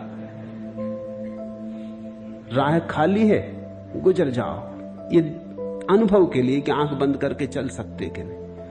आज ही सूझा तुम्हें ये कि नहीं, योजना तो पुरानी थी, लेकिन रास्ता कभी खाली नहीं होता था, लोग आ रहे जा रहे, धक्का धुक्की हो जाए। सम्राट ने कहा, जो होना होता होता। तुम कोई उपाय खोज लोगे असफल होने का, या सफलता तुम्हें खोजती आ जाएगी। ये बहुत कठिन तत्व है, क्योंकि अहंकार के विपरीत इससे बड़ी और कोई बात नहीं हो सकती। तो सिर्फ जो अकिंचन्य है, जिसने अहंकार छोड़ा, वही इसे समझ पाएगा। यह कि अपना लक्ष्य निश्चित मैं न करता, यह कि अपनी राह मैं चुनता नहीं हूं, यह कि अपनी चाल मैंने नहीं साधी, यह कि खाई खंदकों को आंख मेरी देखने से चूक जाती, यह कि मैं खतरा उठाने से हिचकता झिझकता हूं, यह कि मैं दायित्व अपना ओढ़ते घबरा रहा हूं, कुछ नहीं ऐसा। शुरू में भी कहीं पर चेतना थी, भूल कोई बड़ी होगी, तुम संभाल तुरंत लोगे, अंत में भी आश्वासन चाहता हूं, अनगही मेरी नहीं है बाह। कहीं ऊपर ऊपर तो ये सब खेल चलता रहता, हार का, जीत का, पराजय का, सफलता विफलता, सुख दुख का, लेकिन भीतर कहीं अचेतन की गहराई में ऐसा भी प्रतीत होता रहता, भूल कोई बड़ी होगी, तुम संभाल तुरंत लोगे, अंत में भी आश्वासन चाहता हूं, अनगही मेरी नहीं है बाह। वह भी बना रहता। मनुष्य एक विरोधाभास है, एक तल पर कर्ता होने की कोशिश करता रहता और एक तल पर जानता भी रहता कि अकर्ता हूं। और तुमने मेरी बाहें पकड़ी है, इसलिए संभाल लोगे। अपनी तरफ से संभलने की चेष्टा भी करता रहता और भीतर कहीं जानता भी रहता कि संभाल लोगे अगर भटकूंगा बहुत। इन दोनों दुविधाओं के बीच आदमी टूट जाता। तो इस लिहाज से वे लोग भले, जैसे पश्चिम के लोग, उन्होंने पहली बात छोड़ी थी। वो मानते नहीं कि तुम संभाल लोगे, तुम हो ही नहीं, ईश्वर मर चुका, वो बात खत्म हुई, वो बात आई गई, अब पुराण कथा हो गई। अब तो अपने से ही करना है जो करना है, आदमी ही करता है और कोई नहीं। तो पश्चिम के आदमी में तुम एक तरह की सरलता पाओगे, दुविधा नहीं, वो करता मानता अपने को। जनक में एक तरह की सुविधा पाओगे, वो अपने को करता नहीं मानते, साक्षी मानते। लेकिन पूरब का आदमी, कम से कम भारत का आदमी, बड़ी दुविधा में। एक तल पर जानता की साक्षी हूं, एक तल पर मानता की करता हूं, इसलिए बड़ी खिंचावट है। पश्चिम के लोग आते हैं, उनमें मुझे एक तरह की सरलता और साफ सुथरापन दिखाई पड़ता है, 2 और 2 4। जब भारतीय कोई आता है, उसके भीतर गौर से देखो तो कभी 2 2 5 होते दिखाई पड़ते, कभी 2 2 3 होते दिखाई पड़ते, 2 2 4 कभी नहीं होते। कुछ अड़चन है। उसने महासत्य भी सुन लिए, खुद तो नहीं जाना, सुन लिए। महासत्यों की उद्घोषणाएं इतनी बार हुई इस देश में, कभी बुद्ध, कभी महावीर, कभी कृष्ण, कभी अष्टावक्र, उसने सुन लिए।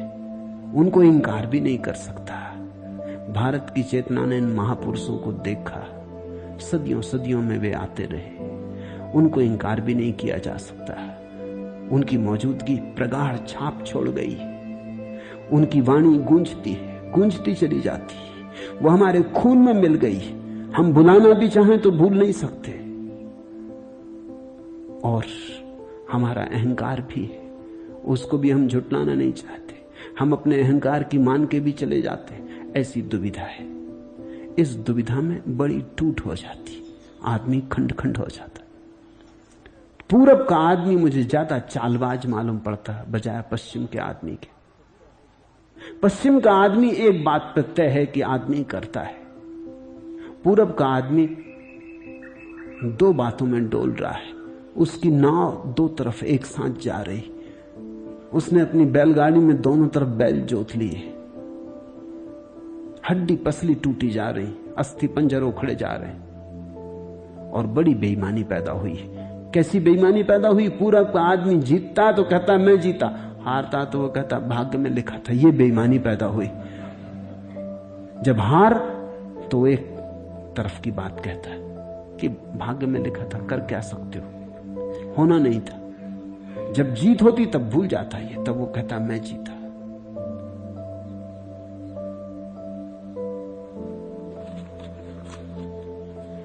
देहासक्त योगी हैं जो कर्म और निष्कर्म के बंधन से संयुक्त भाव वाले हैं। मैं देह के संयोग और वियोग से सर्वथा पृथक होने के कारण सुखपूर्वक स्थित हूं। सुनो, जनक कहते हैं देहासक्त हैं योगी। भोगी तो देहासक्त हैं ही, योगी भी देहासक्त हैं। उनकी आसक्तियां अलग अलग ढंग की हैं, लेकिन हैं तो आसक्तियां।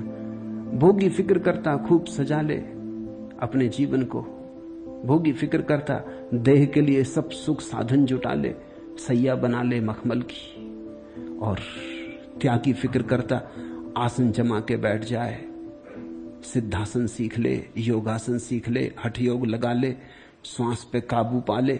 मगर चेष्टा दोनों की शरीर पर ही लागू है। होगी योगी की चेष्टा शायद भोगी से बेहतर, लेकिन भिन्न नहीं।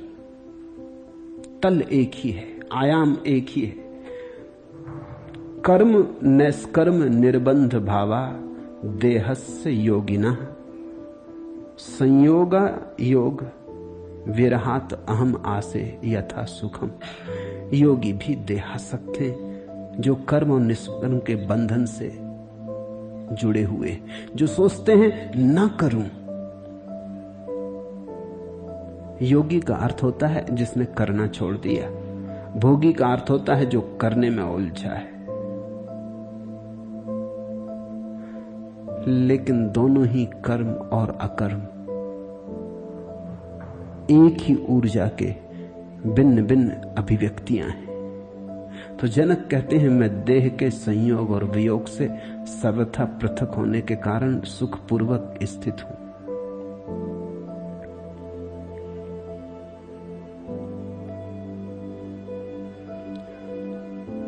मुझको ठहरने से, चलने से या सोने से अर्थ और अनर्थ कुछ नहीं।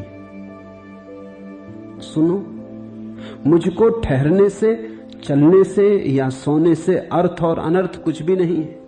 इस कारण मैं ठहरता हुआ, जाता हुआ और सोता हुआ भी सुखपूर्वक स्थित हूं। सुना है कभी इससे ज्यादा कोई क्रांतिकारी सूत्र? अर्था अनर्थौ न मे स्थित्या गत्या व सैनेन व। जनक कहते हैं, सोकर भी मैं वही हूं और जागकर भी मैं वही हूं, भेद नहीं है।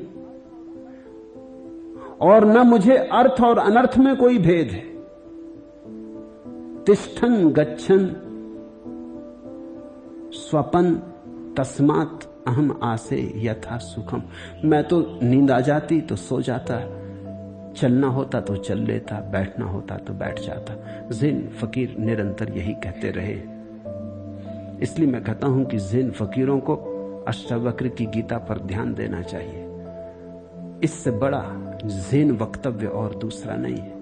बुक्कुजू से किसी ने पूछा कि तुम करते क्या हो, तुम्हारी साधना क्या है? क्योंकि ना हम तुम्हें कभी ध्यान में बैठे देखते, ना कभी तुम्हें प्राणायाम करते देखते, न तुम्हें हम कभी योगासन लगाते देखते, न पूजा न पाठ। तुम करते क्या हो, तुम्हारी साधना क्या है? बुक्कुजू ने कहा, जब नींद आती तब मैं सो जाता और जब भूख लगती तब भोजन कर लेता। जब चलने का होता भाव तो चल लेता, जब बैठने का होता भाव तो बैठ जाता। यही मेरी साधना है। मुझको ठहरने से, चलने से या सोने से अर्थ और अनर्थ कुछ नहीं है। इस कारण मैं ठहरता हुआ, जाता हुआ, सोता हुआ भी सुखपूर्वक स्थित हूं। अब कोई चुनाव ना रहा। एक युवक को मेरे पास लाया गया, उसका दिमाग खराब हुआ जा रहा था। विश्वविद्यालय का विद्यार्थी था। मैंने पूछा, तुझे हुआ क्या? तुझ पे कौन सी मुसीबत आ गई? ये दिमाग को इतना अस्त व्यस्त क्यों कर लिया? उसने कहा कि मैं स्वामी शिवानंद का शिष्य हूं, उनकी ही किताबें पढ़ पढ़ के योग साधन कर रहा हूं। तो स्वामी शिवानंद ने लिखा है कि 5 घंटे से ज्यादा मत सोना। तो मैं 5 घंटे सोता हूं। और लिखा है 3 बजे रात उठाना, तो मैं 3 बजे रात उठाता हूं। अब 3 बजे रात जो उठेगा उसे दिन में नींद आएगी। और विश्वविद्यालय का विद्यार्थी था, तो दिन में मुझे नींद आती। तो किताबों में खोजबीन की तो शिवानंद ने लिखा है कि दिन में नींद आए तो उसका अर्थ है कि तुम्हारा भोजन तामसी है, तो भोजन को शुद्ध करो। तो मैं सिर्फ दूध पीता हूं, तो कमजोर होने लगा। इधर सिर्फ दूध पीने लगा तो कमजोर होने लगा। उधर रात नींद कम कर ली तो नींद से जो विश्राम मिलता था वो समाप्त होने लगा। मन के तंतु टूटने लगे तो विक्षिप्तता की हालत आने लगी। उन्हीं किताबों में लिखा है कि साधक को ऐसी असुविधाएं भी आती, तपश्चर्या में ऐसी कठिनाइयां भी आती, तो उसके लिए भी सांत्वना मिल गई। अब ये जाल खुद खड़ा किया हुआ है। 5 घंटे सोना सभी के लिए ठीक नहीं हो सकता। हां, बुढ़ापे में ठीक हो सकता है। बुढ़ापे में नींद अपने से कम हो जाती, और अक्सर लोग शास्त्र बुढ़ापे में लिखते, तो वो जो अपने अनुभव से लिखते हैं ठीक ही लिखते। बुढ़ापे में भोजन भी कम हो जाता है। सच तो यह है कि बुढ़ापे के लिए दूध ठीक भोजन है, क्योंकि बूढ़ा फिर बच्चे जैसा हो जाता है। फिर उसका जीवन उतना ही सीमित हो जाता है जैसे छोटे बच्चे का। अब कुछ जीवन में निर्माण तो होता नहीं, दूध काफी है। और नींद कम हो जाती अपने आप। बच्चा मां के पेट में 24 घंटे सोता है। अब वो कहीं शिवानंद को पढ़ ले तो मरा। पैदा होने के बाद 22 घंटे सोता है, वो शिवानंद को पढ़ ले तो गए। फिर 20 घंटे सोएगा, फिर 16 घंटे सोएगा, जवान होते होते 8 घंटे सोएगा, 7 घंटे सोएगा। ये स्वाभाविक है। बूढ़ा जैसे जैसे होने लगेगा नींद कम होने लगेगी, क्योंकि नींद की जरूरत है एक, वो है शरीर के भीतर टूट गए तंतुओं का निर्माण। बूढ़े आदमी के तंतुओं का निर्माण होना बंद हो गया, इसलिए नींद की जरूरत ना रही। बच्चा 24 घंटे सोता मां के पेट में, क्योंकि 1000 चीजें निर्मित हो रही। नींद चाहिए, गहरी नींद चाहिए, ताकि कोई बाधा ना पड़े, सब काम चुपचाप होता रहे। नींद के अंधेरे में निर्माण होता है, इसलिए तो बीज जमीन में अंदर चला जाता, वहां फूटता है। रोशनी में नहीं फूटता चट्टान पर रखा हुआ। अंधेरा चाहिए, इसलिए तो वीर कण मां के गर्भ में चला जाता अंधेरे में, वहां जाके विकसित होता है। अंधेरा चाहिए, गहरी नींद चाहिए, विश्राम चाहिए।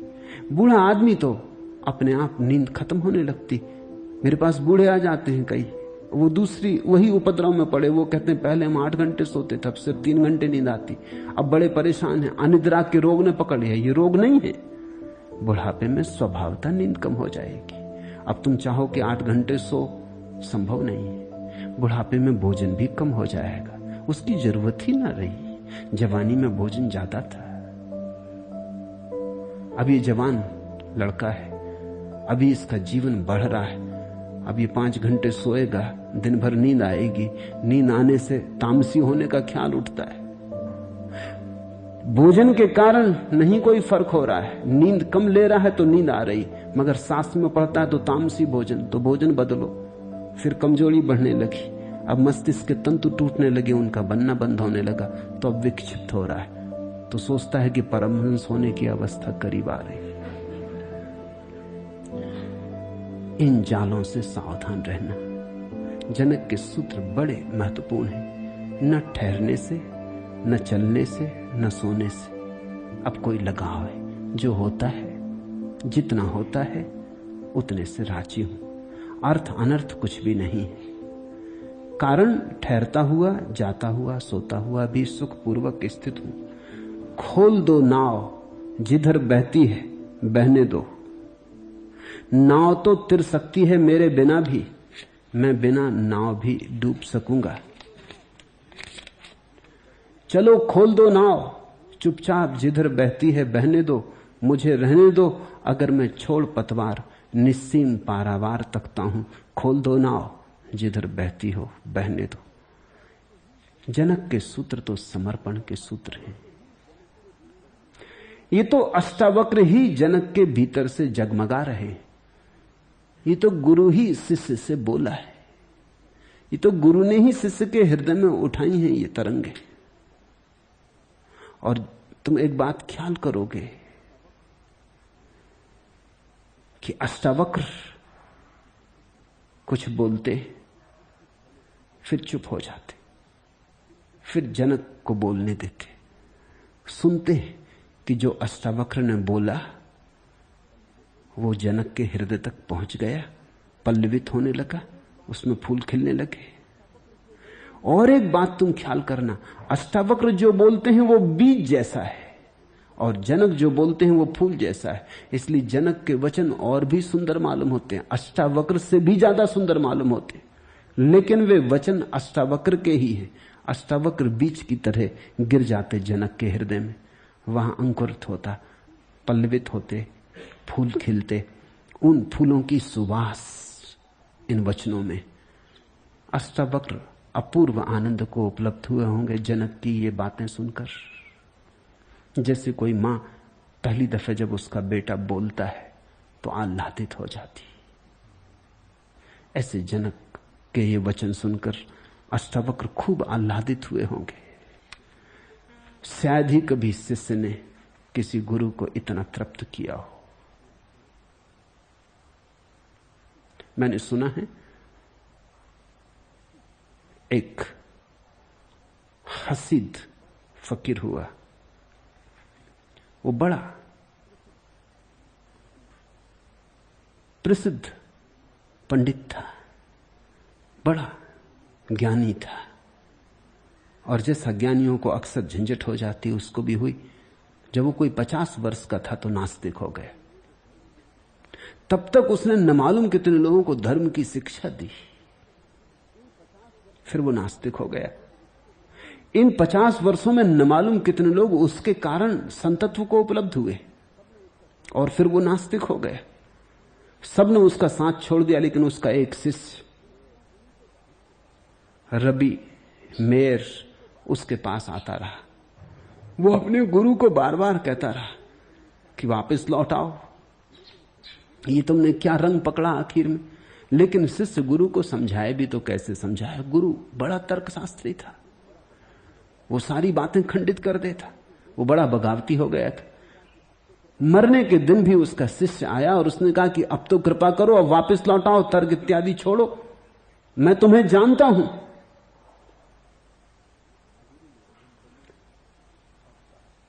गुरु ने आंख खोली और कहा कि क्या अब प्रभु मुझे क्षमा कर सकेगा?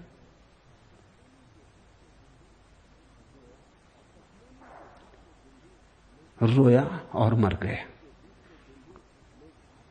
दफनाने के दूसरे दिन ही लोग भागे आए और उसके शिष्य को कहा कि हद हो गई, जिस बात से हम डरे थे वही हो रहा है, तुम्हारे गुरु की कब्र से लपटें निकल रही, जैसे कि गुरु नरक में पड़ा हो, कब्र से लपटें निकल रही। तो मेयर गया और उसने जाके कहा कि देख, एक चादर कब्र के ऊपर ढांक दी और कहा कि सुनो, अब बहुत हो गई बगावत, अब आखिर तक परेशान न करो, रात भर शांति से सोए रहो, परमात्मा क्षमा कर देगा, परमात्मा मुक्ति देगा, शांति देगा, और अगर सुबह तक परमात्मा कुछ ना करे तो मैं तुम्हें मुक्ति दूंगा, मैं तुम्हें शांत करूंगा। कहते हैं ऊपर से एक आवाज आई कि मेयर, ये तू क्या कह रहा है, गुरु को और शिष्य मुक्त करेगा? तो मेयर ने कहा, हां मैं मुक्त करूंगा, क्योंकि मैं जो भी हूं गुरु की ही छाया हूं, और अगर मैं इतना शुद्ध हृदय हूं तो मैं ये मान नहीं सकता कि मेरा गुरु अशुद्ध हो गया है, वो खेल खेल रहा है। उसने ही मुझे जगाया, तो मैं ये तो मान ही नहीं सकता हूं कि वो सो गया है, वो खेल खेल रहा है। इसलिए मैं कहता हूं, या तो प्रभु तुझे समझ लेगा, और अगर प्रभु की करुणा सूख गई हो तो फिक्र मत कर, कल सुबह आके मैं तुझे मुक्त करूंगा और शांति करूंगा।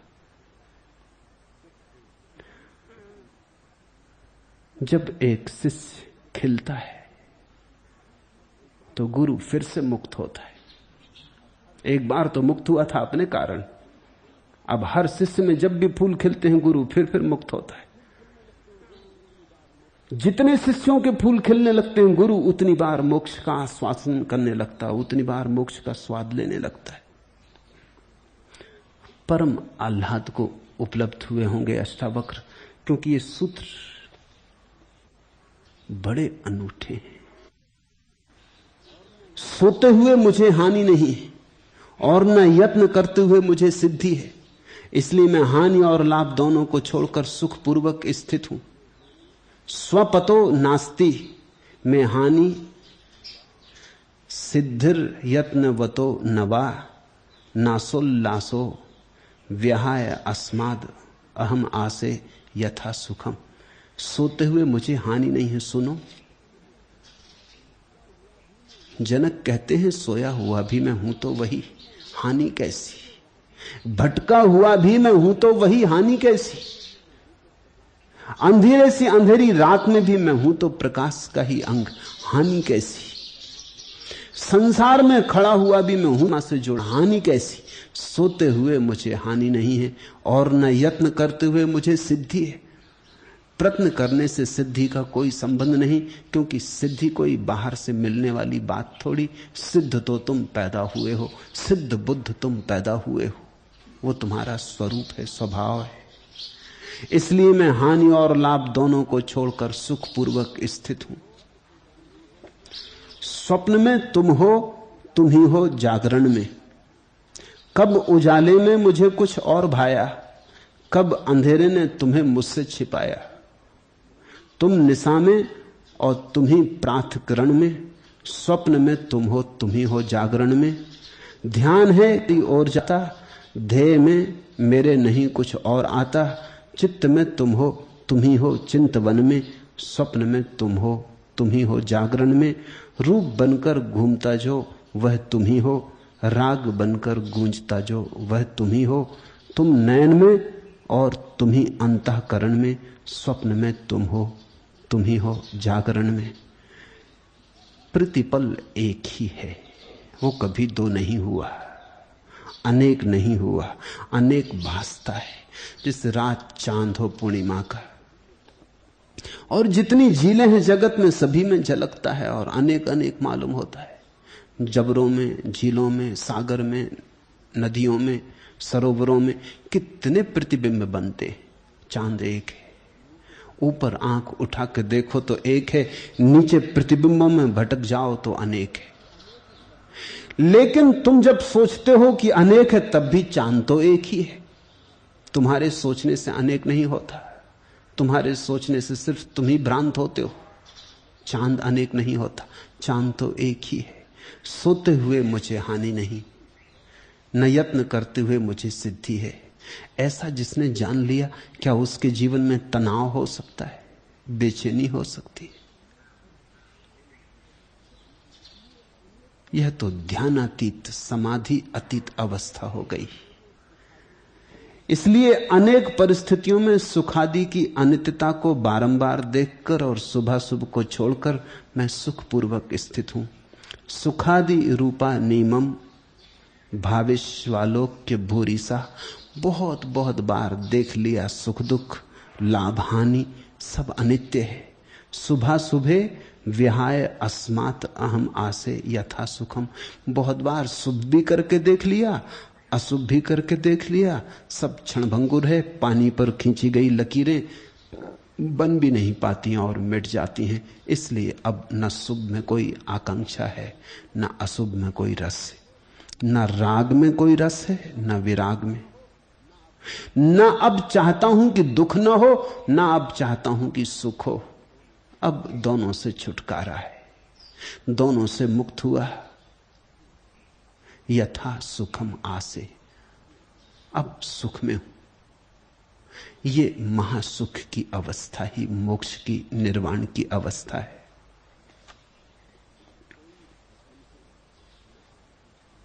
कोई धड़कन है न आंसू न उमंग, वक्त के साथ ये तूफान गए। गया समय, बीत गया समय,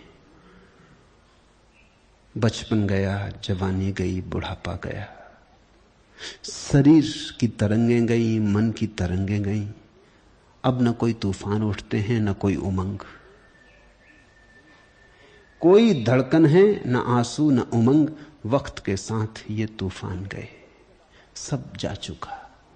और जब सब चला जाता है, सब आंधी तूफान, तब जो शेष रह जाता है वही तुम हो। तत्वमसि श्वेत केतु, वही तुम हो, वही तुम्हारा ब्रह्म स्वरूप। हे ब्रह्मन, वही तुम हो। हरिओम तत्सत। आज इतना है।